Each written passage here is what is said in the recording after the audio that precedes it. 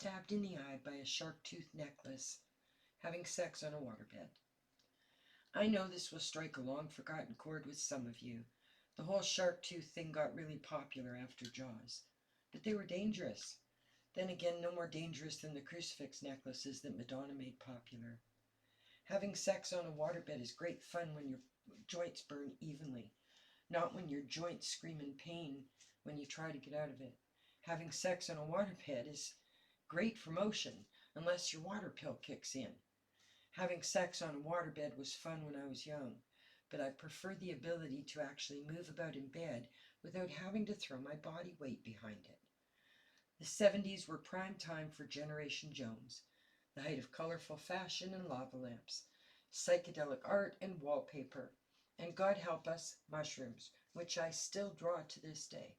Colorful, yes, but not the fashions. They were very unflattering for many of us. For girls, Twiggy still hung over our head like an unhealthy beacon of the perfect figure. Bookend that with the spotlight that shone on anorexia in the early 80s, and it's no wonder now that we're the senior population. We see why we've had various self-confidence issues. Health programs and aerobic exercise shows became popular and put a tremendous amount of pressure on women. Fun times, though. Movies with women taking lead roles in companies started making us want company corporate careers. Others, like the 1980s film Private Benjamin, spurred many of us to join the military for some silly reason. Goldie Hawn looked like she was having fun. Then we had Tim Curry as Dr. Frankenfurter, looking better in a bustier than we ever could.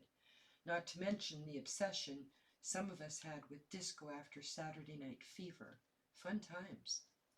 All I know is that as the child or parents of the Gold Watch Society, we grew up with boomer parents and leftover ideals of the perfect life of the Victorian era that raised our parents.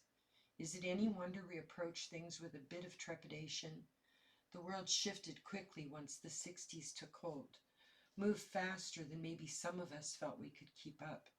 Every year some other thing made the popular kids popular.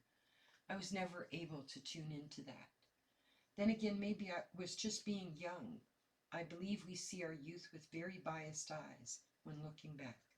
Not deliberate, but how else could we look at a scenario that had outcomes, consequences, and results without those tinting the glasses? Whatever way I view those decades through, whatever tint, there are some seriously cringy moments, but overall, we made it through and had some interesting times.